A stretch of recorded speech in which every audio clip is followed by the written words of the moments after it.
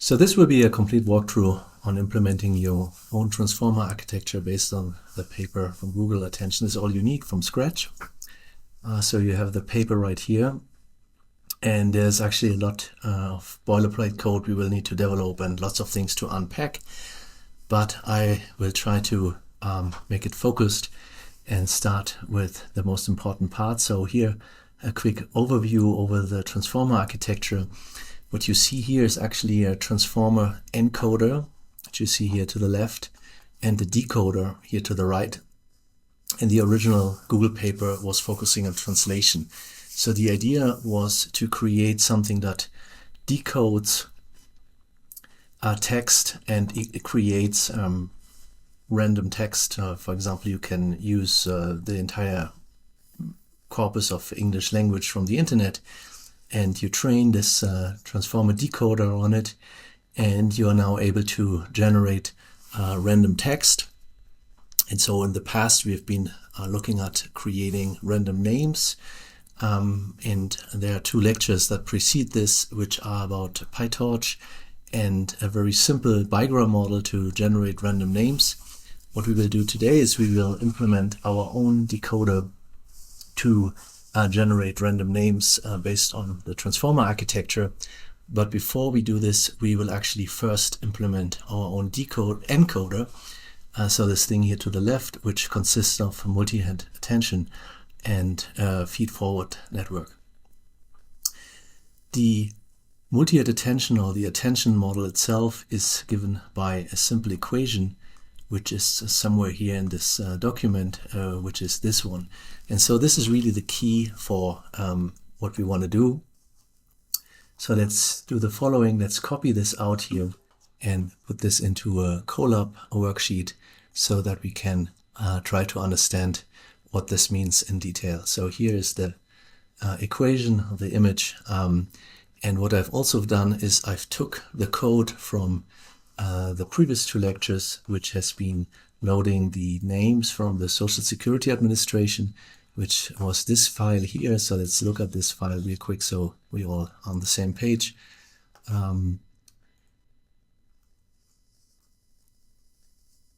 And so what you see is you have all these names here. There are like more than 100,000 names that are names that have been assigned to children in America. All right, so the code is pretty straightforward, and if you want to understand it better, there are two lectures that I've created before that, which explain what Torch does and how the data loader in Torch works. So in this case, we have the file we downloaded. It's called allnames.txt. We then open it and load it line by line. We turn all of the names in it to lowercase. We then extract an alphabet, which has been all the characters that are being used in the name. So these are the characters from A to Z, 26. And we preceded this with a space and a dot, which we will use to terminate the name and to actually pad the targets in the padding, which we'll see further down. We then have a tokenizer, very simple one, which takes characters and turns them into numbers. And then we have the detokenizer, which takes the characters, the tokens, and turns them into characters. Now there's an encode function which takes characters and turns them into a tensor, or in this case actually just a list of numbers. And this decode function takes a list of tokens and turns it back into a string.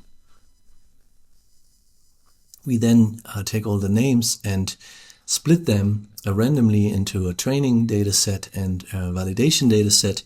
And by the way, everything we do here, which is random, is not fully random because we are using the same manual seed, 42 in this case, so that you can reproduce the results at home. Finally, we define our own data set. We call this name data set, and you see this here. It's a class that inherits from the data set structure. And we have to implement our own getItem function. And what it does is it takes a name and turns them into a string of tokens or list of tokens. And then we have the targets, which are the the name itself shifted by 1. So if, let's say, your name is Sarah, then the target would be ARH, and we will add a space at the end. So that means that the space will follow onto the H here. Now we also put all of this stuff onto the device, which could be either CUDA, which is your GPU, or a CPU. So we then, in order to complete the dataset implementation, we have to have a collate function, which is padding all of the sequences in a batch. This is because the names might have different lengths, and in this case we get the maximum length of in our batch, and then we are essentially padding the name to the maximum length with spaces, and we pad the target with dots. So we can run all of this, and it should compile. I've done it before, and it downloads the file, and then we can instantiate the train data set, the validation data set, and we can create a data loader, which we call train loader, which takes the train data set, takes a batch size, shuffle means it takes random, it shuffles everything randomly, and it takes the collate function, pad sequences, so that we will get padding, and all of the entries have the same name. Now I can use an iterator over this train loader and get the next one, which will get me a name, and we can run this and we will get random names. And these are actually random names from the SSA database. So these are all real names. These are not randomly generated. All right, so back to our attention model. So there's a lot to unpack here. And what we will do is we will do this step by step. And first we will ignore the the query, the key, and the value matrices, which is what these letters stand for, and go step by step through this.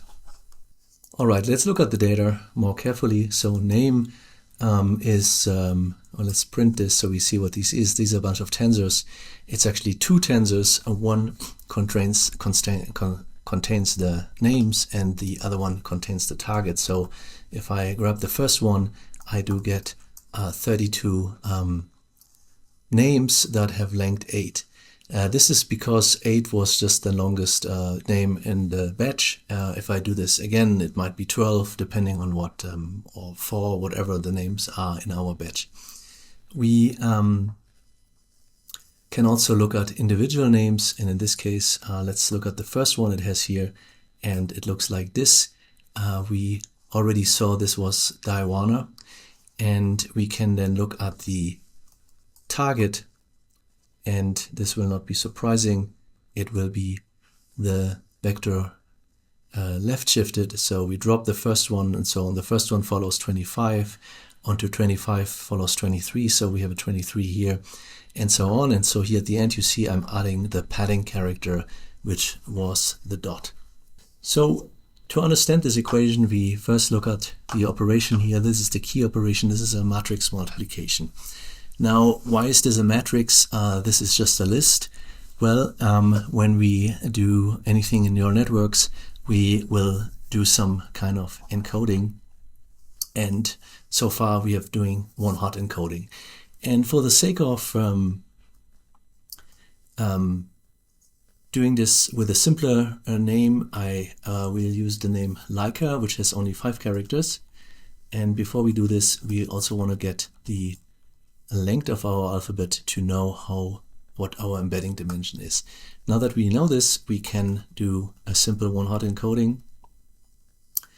And for that, we first encode a name, and I want to use Leica here. This is my running example. And when you do this, you get something like this. And you see the difference between this tensor and the tensors we're getting out of the our data set is they have an additional dimension. You see this dimension here. So in order to make the code run with either our example or the names from the batch, we actually add a batch dimension here. And so for that we unsqueeze this, and we do this for the 0th dimension just to make sure And so here's a typo, of course. This will not be the last one. And we do get something like this, which now has an additional dimension wrapped around. So let's look at this again here. So you see we have the batch dimension, and this is batch size 1. Now we can encode this using one-hot encoding. So I call this X encoded, and I use this from the functional library, and let's see if this is actually what we want. Yes, that makes me happy. Let's just tab complete this, and well, we can output this also. It's a good suggestion. And so what we're getting is we are actually getting this encoding now in one-hot with 28 dimensions. How does that look like? We have a matrix. All right, so if we go back to our equation, we see that the first operation that it does is a matrix multiplication, and it does this between a matrix like this and the transpose, and we can do this in torch like this. We transpose the previous to last and the last dimension, and we end up with something like this. So you see this is the same as this was, except that it's transposed. So you see here is the L, here's the A, and then at the end is the A as well. So what happens if we multiply two vectors like this?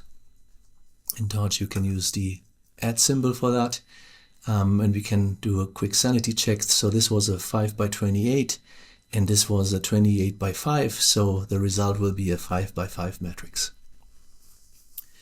So when you look at this, you will see that we have 1s in the diagonal, and we have 2 1s in those rows where the alphabet, where the letter A happened twice. So we should also maybe look at this again and see what a matrix multiplication actually does. I want to have both of these guys down here so you can actually see. When you do this matrix multiplication, you would take that first row and you multiply it with that first column. And you would actually multiply each element and add them up. So the equation for this is pretty much like this. Let's write it down, and I put a text thing here so you can see this better.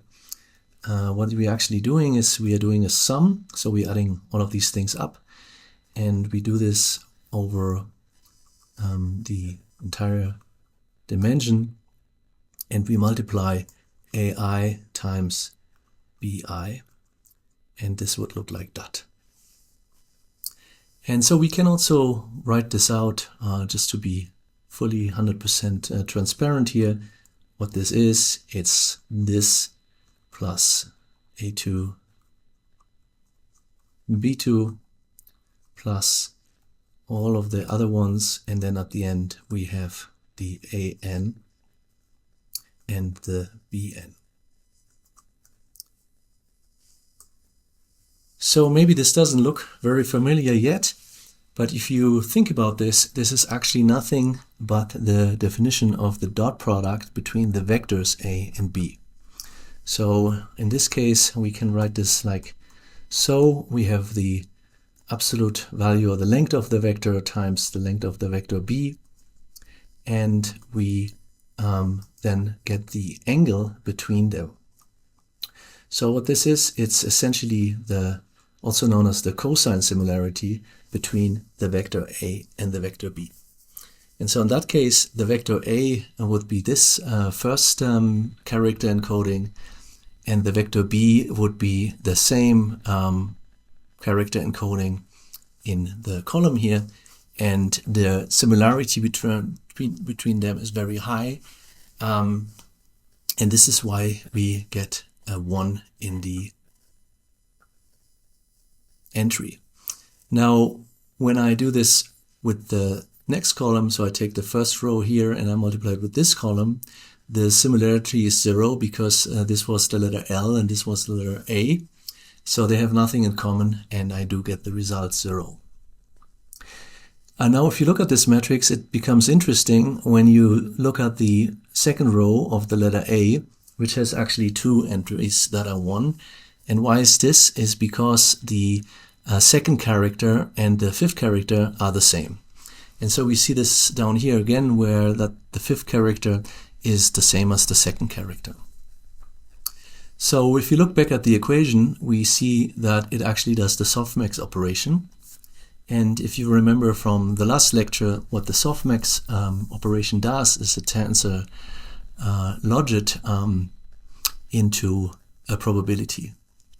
So what we can do is we can just go and do the softmax on our inner product here. Where do we have it?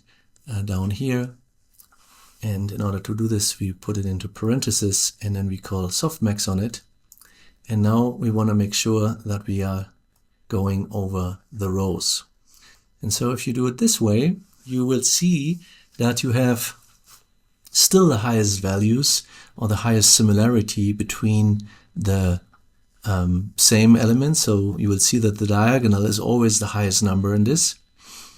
But you also see that in the row where the A was, you have the highest values at the second and the fifth position, and the same down here.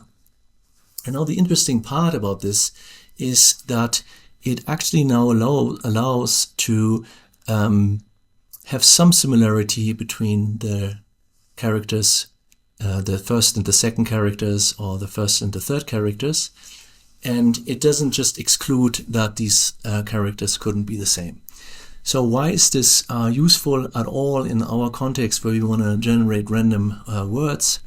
Well, when we multiply the encoding onto this one more time, we actually getting a 5 by 28 matrix back. And so in this case, we have something that looks quite similar to our original encoding. And let me just reproduce this here. Xenc, so you remember how this looked like. We had one hot encoding, LAIKA. And now we have something very similar, where the highest value is where the original character was, but now we are allowing the other characters to also have some kind of probability. And maybe you see already where this is going. I now can sample from this distribution here, line by line, and generate random names that do have the same statistics as the original word that we used. And so the first observation here is I can generate random names that contain the characters L, A, I, and K. All of the other probabilities are 0, so I will never be able to generate anything else. And we will also see that the character A happens more often than the other one. So you see here the A character, if we would use this embedding to create our string, and we keep sampling from this, we could generate names that have L-I-K in them, but in which the A would happen a little more often than the other characters. So this is a very important step, because you can already see that all of these rows essentially have very similar information about the statistics of our word. Each of them have some kind of likelihoods that allow us to generate names. They will just slightly bias which character will happen more often than the other. So this is the I encoding, and we will find, so this was the L, this was the I, that the A is quite more dominant than the K and the I. Actually, the I is the highest one here, because of course this is the I, but the K and the L have lower likelihoods than the A. So this will tell us that if you would sample from this, we will get names that have very many I's in it, then an occasional A, and the other characters K and L a little less. All right, so just let's compare this again with our original equation, and maybe we can remove these outputs so we have We don't have to scroll so much in order to get to our equation here. So I implemented something that already looks quite similar to the self-attention equation. I have this matrix multiplication, and I do the softmax on it, and then I finally multiply again with our encoding. So I hope you saw that this inner dot product here is this inner matrix multiplication is a matrix that contains all of the self-similarities between every token and every other token. And so just to show this again, now that we just said this, I have here the dot product of L with L, here with L and A, with L and I, with L and K, with L and A. Here I have the dot product of A with L, which is not symmetric in this case. I have A with I, A with A is the highest, L with I, and so on.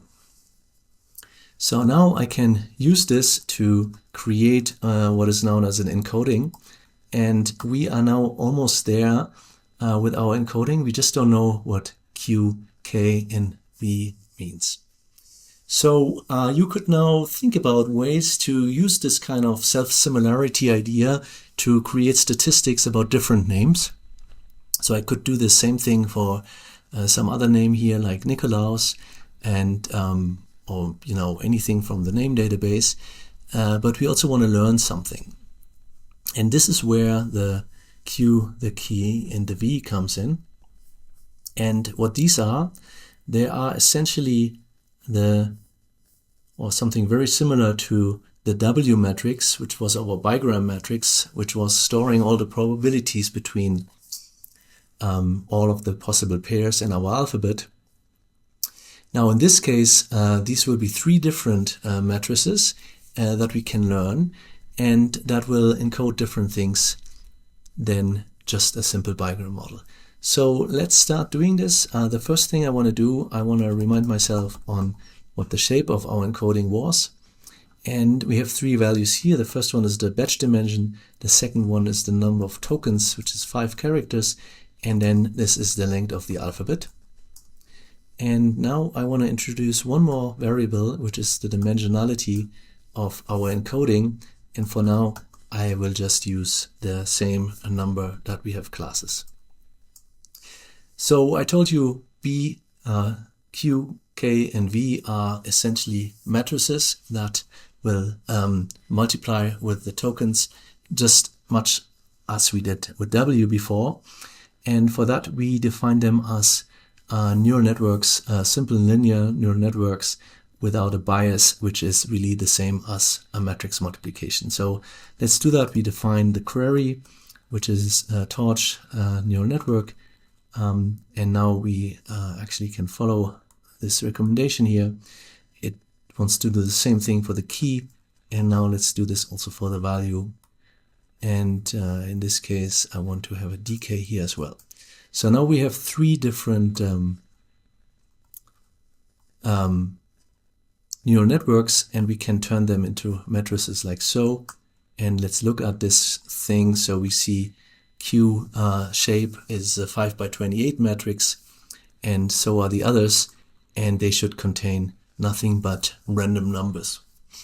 So when we go back to our equation, we can upgrade it and actually multiply these matrices on.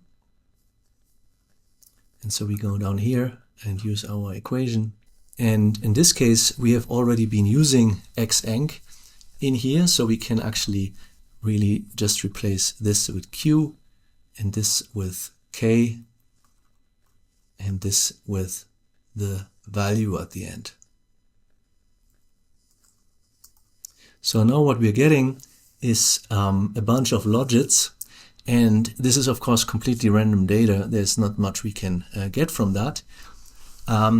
And if we would have the Q, the K, and the V simply being identity matrices, then this would be nothing else than what we've done before. Now, what we can do is we can think about these as something we can sample of, and now let's just call this attention, and implement some basic multinomial sampling. So we do something like this. We want to get 10 different names. And first we turn the logits into probabilities. And we do this by doing the softmax over the rows. We then sample using the multinomial distribution from Torch. And we can do this like so.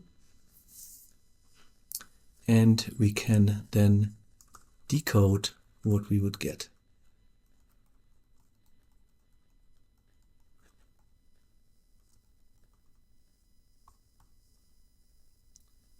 And now we want to get this to a list. All right, so here we have a little problem. This has to do with the dimensionality of attention prop, and we can look at this and decode this and then fix it. So you see this is the current version, and the multinomial distribution doesn't want to do that because it has the batch dimension in here. So what we should do is we should essentially just turn this into a squished matrix where we remove the batch dimension and use the size of the last dimension here, and this should fix our multinomial, and we see we have now random names. So what we've done so far is we seen that the core of the attention model is actually computing the self-similarities between all of the tokens with each other. So a 5 token length name will result into a 5 by 5 matrix. And after that, we can multiply again with the original encoding to get a 5 token sequence back. And now what we have done, we multiplied everything with random numbers.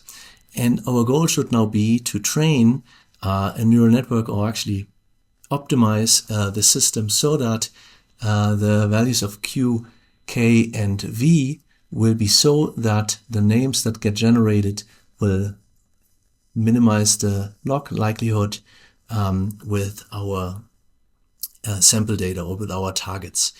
And if you want to learn more about that, I recommend to go back one lecture before this, where we trained a simple bigram model and we went into how to compute the loss here. So for now, I hope you see that this is a random name generator that can generate names of size 5 and can be trained in some way, because we have a neural network at its core which has matrices that are differentiable.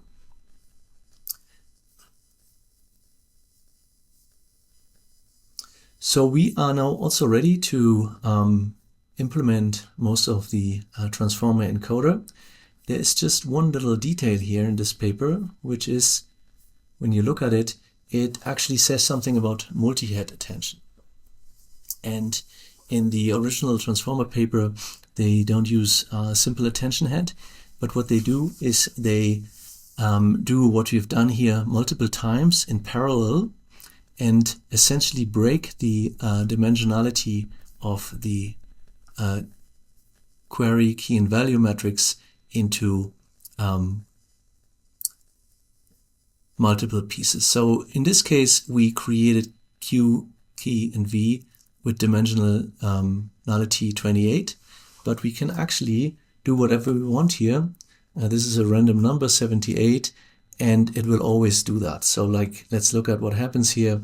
When I look at the Q shape, we will see that it now has dimensionality 78 at the end. Before it was 28.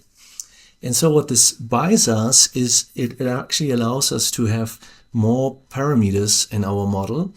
And the larger we make these numbers, the more we can learn. We can also go down and actually go into a lower dimension. And so in this case, our Q and the K and the V will have dimension 12. So what happens is we can choose the encoding and even encode this into a lower dimension than our original 28 one-hot encoding. Now, I digressed a little. We wanted to do something, I wanted to explain to you the multi-head attention. And what we do here is we might have a number like 14, and we can then have two Q matrices, and we take the first Q matrix to encode the first 14 dimensions of our 28-dimensional input, and the second Q matrix to do the other 14. So for this, we should really now go and implement this line by line using the neural network module from Torch. And this will be a lot of boilerplate, and I will try to make this easy here and type and explain as we go along. And I try to make every cell self-contained, because if you want to restart this notebook, we want to be able to run all of this without running all of the other cells. So in this case, we're getting the neural network library from Torch, and we get our functional, which we always use as f. Now here it starts. What we will do is we will implement this self-attention equation that we've been talking about in a Torch neural network module, and we will call this multi-head attention and inherit from the neural network module class. So first thing we have to do is we have to override the init function, and in this case I want to provide the embedding dimension, which is 28, and the number of heads for the multi-head attention. And so the way we do this is, if I provide number of heads to be 1 here, then it's actually not a multi-head attention, but using only one head. If I provide 2, we get 2 heads, and so on. So now we have to call the constructor of the module class itself. And now we want to check whether our embedding dimension and the number of heads is actually divisible. And you might have already thought about this when I said 14 and 28. This makes sense. If I would use 13 or something, this wouldn't work. You have to really have something that can be divided by the number of heads and then has no modulo. So let's say embedding dimension would be 28 and the number of heads is 2, then I would have 2 heads with 14 each. If I would say number of heads is 3, then it wouldn't know what to do, because 28 is not divisible by 3. All right, so we do this, and now we copy a couple of parameters over. So the number of heads is the number of heads, and the dimension of our attention module is going to be the embedding dimension divided by the number of heads. And so this is an integer division, which always has to work by definition. Now we want the query, the key, and the value projections, which are linear layers. And we can just go ahead and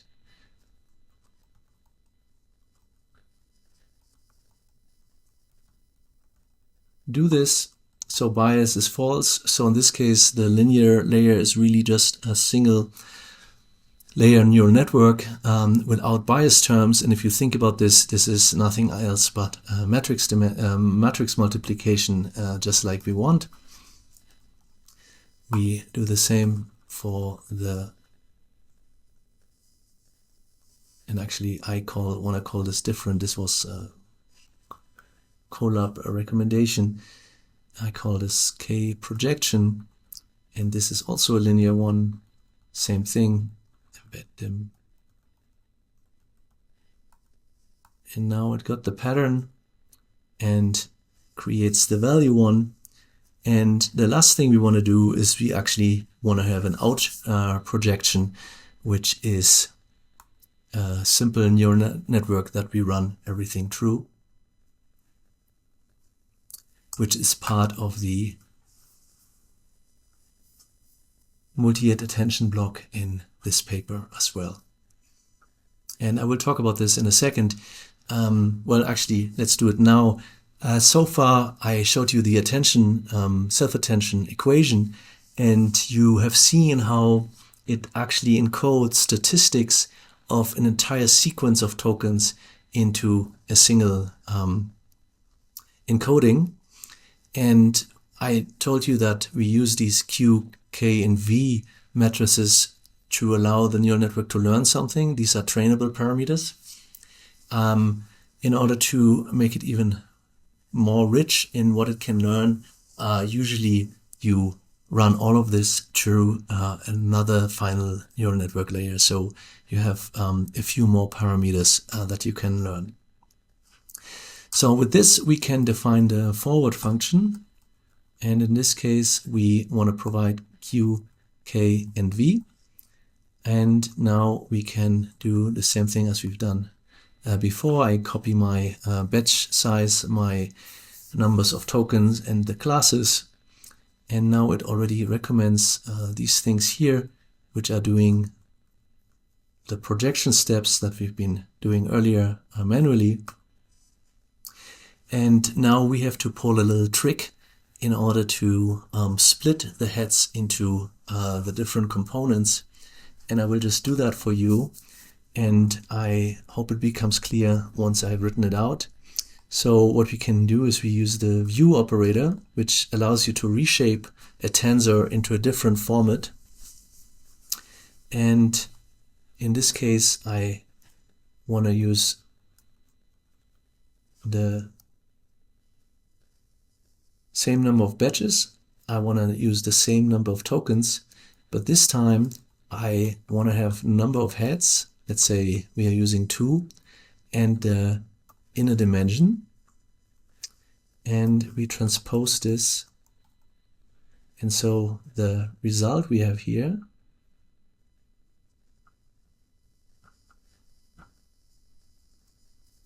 should be of the format B, the number of heads, the number of tokens, and the dimensionality of our head.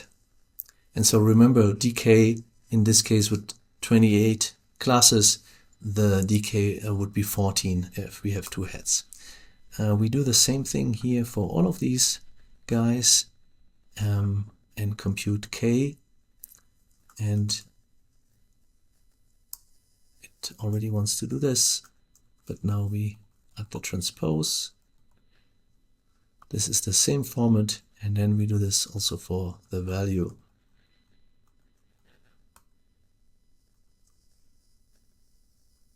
All right, so with this, we are able to implement our self-attention with a single line, or actually it's multiple lines, but we can do all of this at once. We don't have to do this head by head, but we can do this in a single operation. And for this, we define our attention weights as Q times K transposed, and here we again swap the last and the previous to last, and then we divide this by the square root of the dimensionality. And this is something we haven't talked about in the equation. You saw this over here. I have this normalization factor, and what it does is it makes sure that the output of these this operation stays 0, mean, and variance 1. And the idea is, because I do this many times, I have these logits, there are multiple layers, and I keep running this the output of this through the next attention matrix. And when I do this, the numbers can become very big. So what I want to do is I want to normalize them to stay 0, mean, and variance 1. So I've done this here. I think we are almost done with the self-attention. We just have to now do the next step, and do the softmax. And we can do this like this. Tension weights dimension is -1. Now we compute the output and multiply with the value. So here it might make sense to re-establish what we expect. We expect this to have the batch dimension to be intact. We have the number of heads and we have the number of tokens and the embedding or the dimensionality of each individual head. And so what we now have to do is we have to turn this back into a single output of dimension 28. And so it actually knows this kind of code very well. Many people have done it before. And this is exactly what I wanted to do.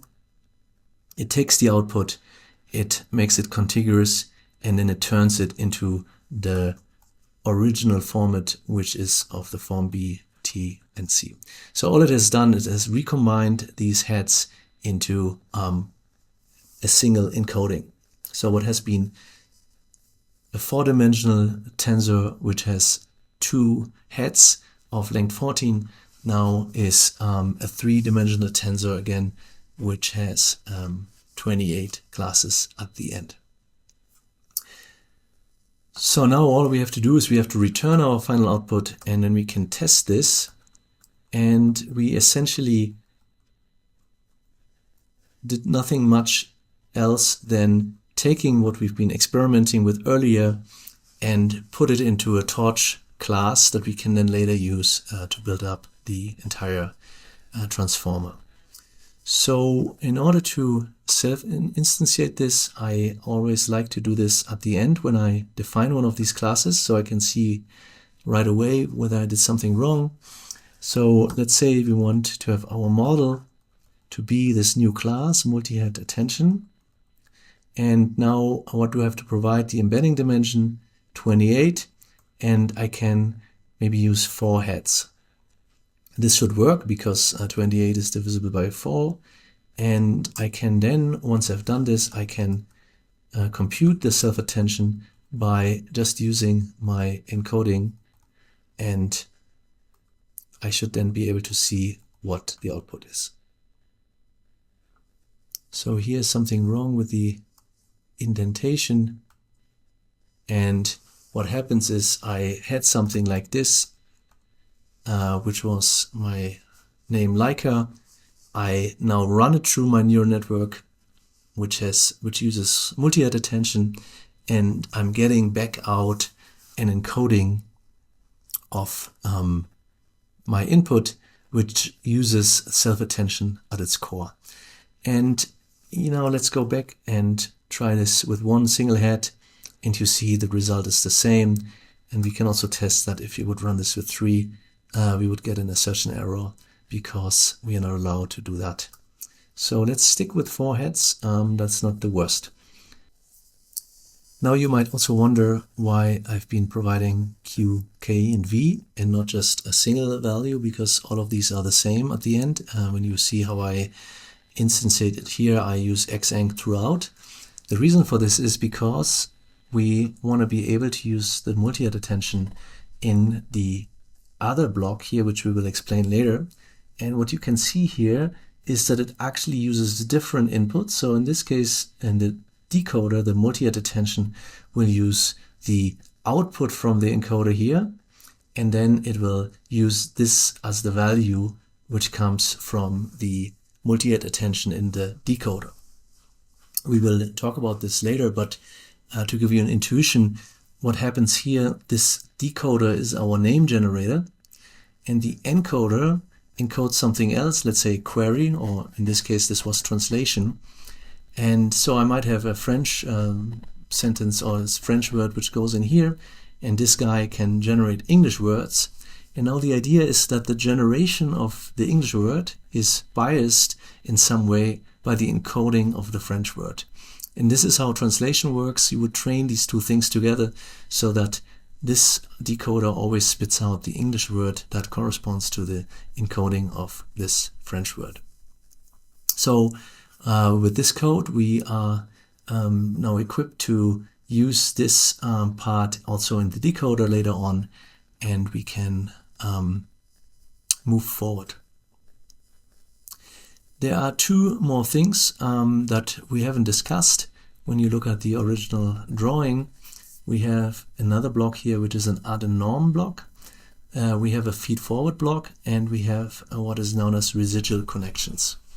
So if you want to implement this entire block here, we will need to do a little more work. And so let's talk about the residual connection first. So the idea is that the residual connection takes the input to a block. So in this case, this was xenc. You see, actually, this is exactly what we implemented. We provided xenc, and then we send it in this multi-head attention. But it actually takes the xenc and brings it forward and then mixes it somehow with the output of the multi-head attention. And we can do this in code by saying the residual is the X encoding, and then we would say something like the attention output is the self-attention plus the residual. And in this case, we didn't define self-attention, which would be the output of this. So in that case, we would be using this thing here. So we have our multi-head attention, and we add the residual to it, and then we run this through a layer norm that we can actually get from Torch using layer norm. And in this case, well, we already computed this here. This was ATDN. It's a little easier. And we have a 10 here. And then we have to provide the shape. And we want to actually have this to be the same shape as the original input, and the way this is done. And this is just like a Torch thingy that you should look up. So I want to have 28 classes here at the end, and so this should actually now run. And so we need this to be a tuple, and this works. So what does layer norm do? It actually makes sure that the output is 0 mean and variance 1. And now we can also see why this is important. When you look at the original paper, you notice this little nx here. This means that we have to do this entire block n times. But you also see that this goes into another neural network. And so the idea is that every time we do anything, we do the layer norm and make sure that the output always stays 0 mean and variance 1, even if we do this 100 times. So let's go back to our implementation. The add a norm does the residual. It adds in the residual connection and norms it. And so what we now can do is we can put this into another Torch module, and we will call this, let's just do some boilerplate stuff here. I always want to make sure we have everything running self-containedly. And in this case, I want to provide you with the information that you need to implement this. And we call this Transformer Encoder layer.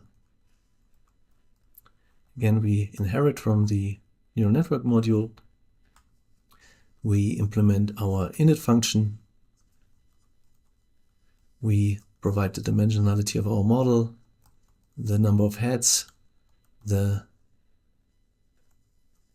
feed forward network dimension or size, sorry. And so let's say we have 4 by 28 neurons, and we can also provide some dropout, which will make our learning more robust. And this is just standard neural network dropout that Torch provides. So now we have to initialize the constructor of the neural network module class. And now we can grab our self-attention module, and it's called as self-attention. And we use our own class, multi-head-attention, and we pass on the dimensionality of our model and the number of heads. So this is just using what we have been seeing before, and just to make sure we're on the same page here, I want to implement this entire block. So I use the multi-head-attention, then I will add my layer norm, and then the feed-forward connection. So for this, we need the feed-forward layer. Let's call it feed-forward. And we can use a built-in torch neural network, which is a sequential model. And we make it first a linear layer with the dimensionality of our feed-forward, which was 4 by 28. And then we do a rectangular linear unit as activation function. Up, ReLU. And then we close this off with another linear layer. And you can now see what this sequential neural network does is it first takes our 28 dimensions and blows it up to a very large dimensionality. So this is 4 times as big. Then it has a rectified linear unit as the activation, and then it brings it down again and back into our 28 dimensions. So you can see that a lot of learning can happen in this feed-forward step. Now we need the layer normalization, and we get this from the layer norm, and it has to have the size of our classes, and we need another layer norm. And finally we have our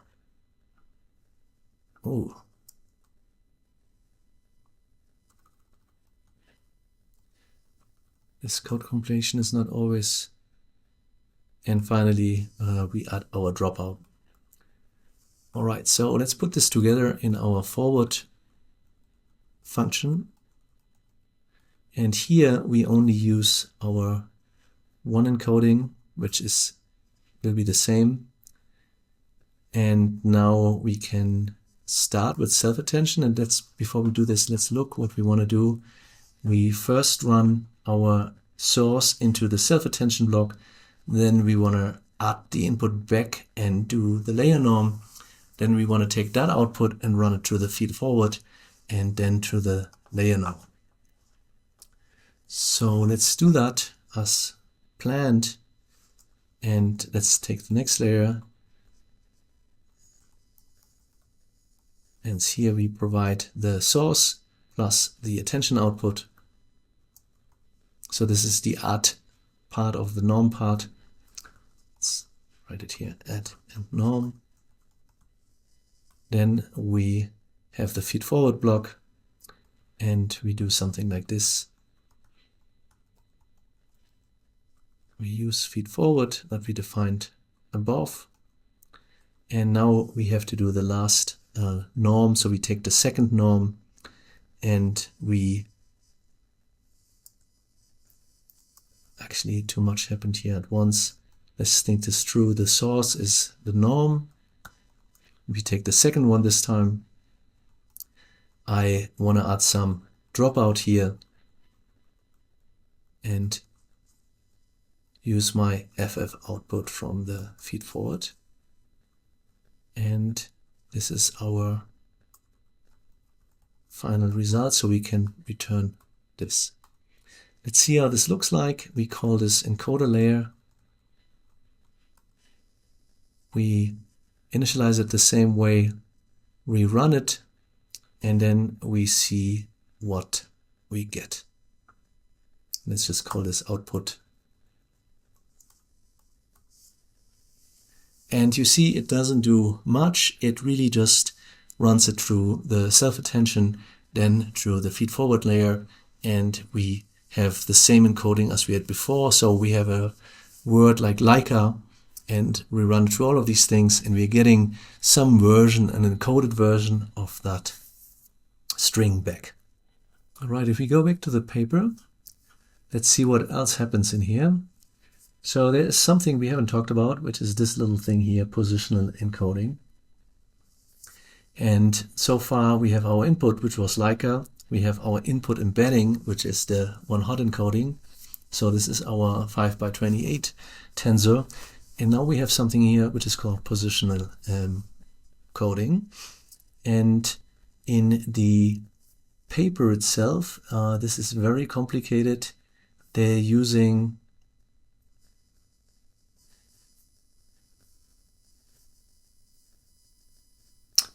these two equations here, and what they do is they use sine and cosine, which you know is like a curve with a very, very high period length. And so what they want is they essentially want to have something that is phase shifted from each other, and the idea is to have all of the embeddings that are even using sine, and those that are odd using cosine. So you have some kind of like phase shifted positional embedding throughout. In practice, this is a little bit too complicated. You could just use a positional encoding that goes from 1 to 5. This would also do the job, or you can even just learn the positional encoding itself. We will do all of this. We will implement it the way it is written here, but then we will also go and just learn it. Now, before we go on, some intuition for the positional encoding. Let's think about some sentence like only John saw the movie. And I'm using a sentence here because it makes a lot more sense to understand what positional encoding means when you have a sentence where words might have different meaning as a function of where they are in a sentence than for a name generator where this is a little more abstract.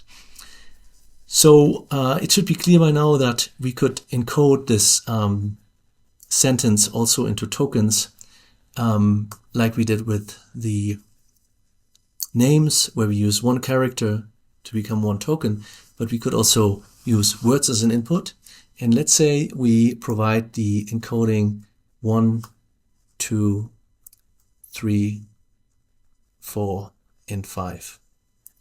So when we take the same sentence, or not the same, a similar sentence, John saw the movie only, we can now write down the same encoding. So John was 2, and then saw was 3, the word the was 4, and movie was 5, and only was 1. And so I think you understand already what's going on here. These are two different meanings. Only John saw the movie means only John was the one who saw the movie. Nobody else did that. They might all just have read the book. And when we have the sentence John saw the movie only, means he might not have read the book and everyone else did. So if we introduce a very simple positional encoding where the words in the order in the sentence is given by the number 1, 2, 3, 4, and 5, we can add this positional encoding to each of the encodings here. And let's call them 1 and 2. And so now let's use our positional encoding scheme and encode the first string. So it's 1 plus 1 is 2, 2 plus 2 is 4. 2 plus 2 is 4. This gets added 3, it's 6, then 8, and then finally 10. And now I do the same for the second string here. And so I have the first character would be a 3. The second character would be a 5. The third character would be a 7. The fourth would be a 9. And the last one would be a 6.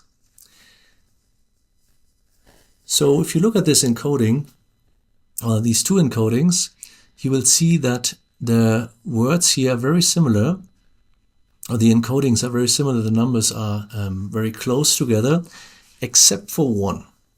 And here you see the word only once gets encoded as a 6 and once gets encoded as a 2.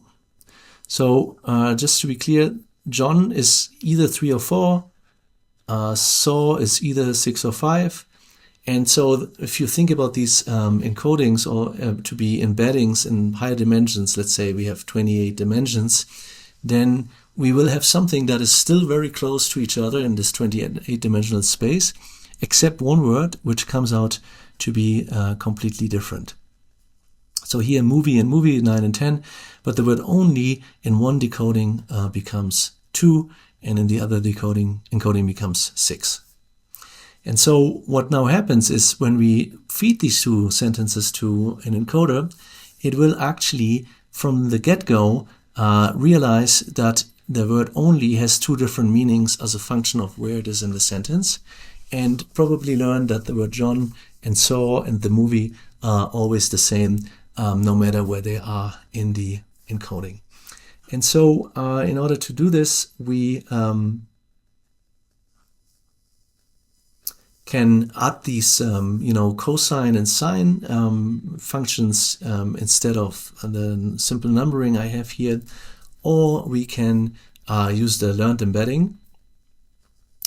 And in this case, we can use the torch embedding implementation and just say this is the length of the alphabet, so it's 28, and the dimensionality of the model. We get the numbers from 0 to T, and we want them to be long.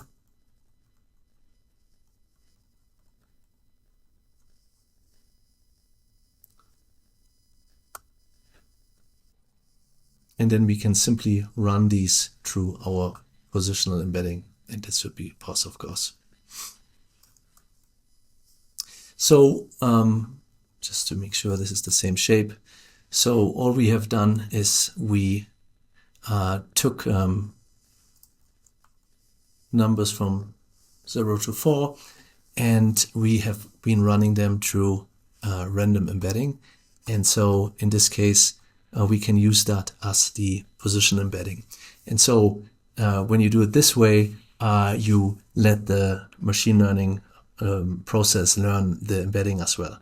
We will do both ways, and let's do this step by step. All right, so we start with our, now we want the math library also. In order to use sine and cosine, we call this positional encoding. And we inherit from the neural network module. We need our init function. We want to provide the embedding dimension. And here we want to provide the maximum length of our names so that we can stop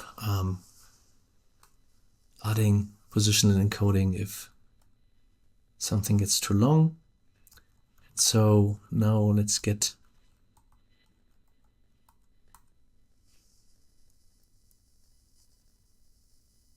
a position index, which goes from 0 to the length, in this case up to 16. So if you want to have longer names, we have to change this parameter here.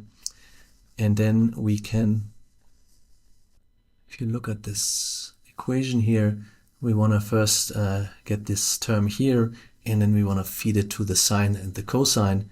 And so let's do it this way. Call this diff term is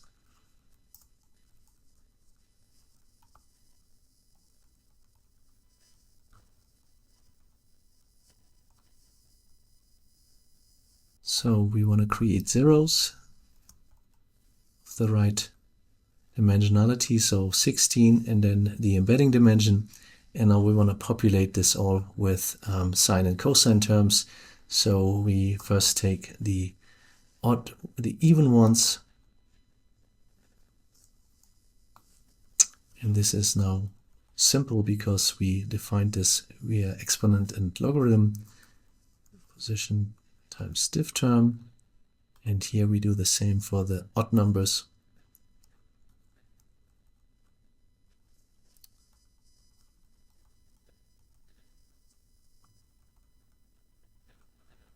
So again, I'm not a fan of using these sine and cosine terms. This is just the original paper, and you can then play with this yourself and replace this with something simpler. Now we also don't want to compute gradients for this operation, so we make this a buffer. And now in the forward function, we can simply add the positional encoding to our embedding. So we take everything till the end, and we can now test this by instantiating it. And so call our model M positional encoding using 28 dimensions. And now we run this and see how it looks like. And we should get our, we need to of course provide the name of the class itself here to pass this on to our constructor. And so this is exactly why we are running things right away. We want to see if there's any problems. So here we have a dimension mismatch, and in this case our maximum length was 16, but the size of the tensor here is 28, so something is wrong. So there's a comma here which shouldn't be there. Doesn't make any sense to have a comma, and now it works. So we will use this positional encoding when we build our decoder layer. There's not much point in training this encoder right now because we really don't have anything that we could encode to. So one basic use would be to use this as a classifier, for example. So we could, for example, label all of our names as male and female, and then somehow find a way to bring this down to a binary classifier by changing the output encoding here. And then we could train this entire encoder to do that. You could also use this for sentiment analysis. So I could take an entire sentence. I would use an encoding from the English language or something. So that would allow me to train a sentiment encoder and train it so that it would always give me true or false based on some kind of target. What we want to now do is we want to implement the decoder, and what we will do is we will recycle all of these parts you've seen here, but we have to add something that is called masked multi-head attention before we can really generate random names. And we will do this in the next video.